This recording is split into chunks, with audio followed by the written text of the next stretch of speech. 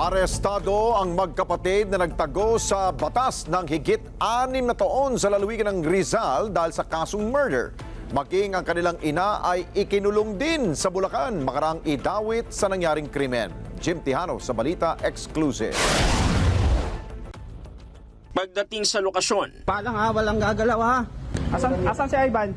Sa kabila, si Ivan. isa-isang pinadapa ng mga operatiba ng Rizal Police ang mga construction worker na ito sa isang construction site sa Sunset Drive, Brookside Hills Subdivision sa San Isidro, Cainta, Rizal.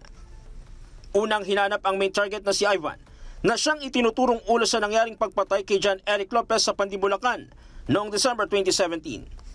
Subalit hindi ito namataan sa area ng halugugin ng lugar sa isang nakatambak na lupa na ispatan ng kapatid ni Ivan na si Jerome habang ito'y nakadapa na sinasabing sangkot rin sa krimen.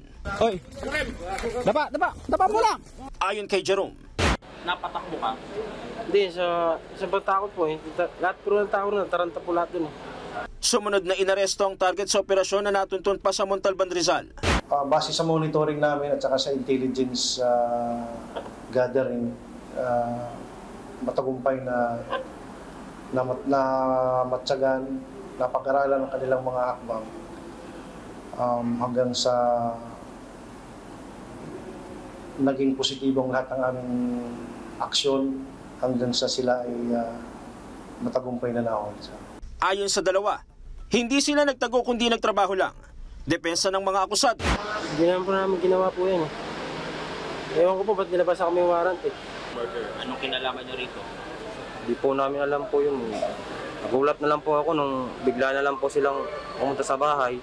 Maging ang kanilang ina ikinulong sa Bulacan makaraang isangkot sa nangyaring krimen. Handaan nila silang ilaban ang kaso hanggat mapatunayang sila'y inosente. Jim Tijano, para sa mata ng Agila. Matatag, matapang, matapat. Maraming salamat sa inyo pong pagsubaybay sa Mata ng Agila Primetime. Para malaman ang matatag, matapang at matapat na mga balita, i-follow lamang at mag-subscribe sa @net25tv.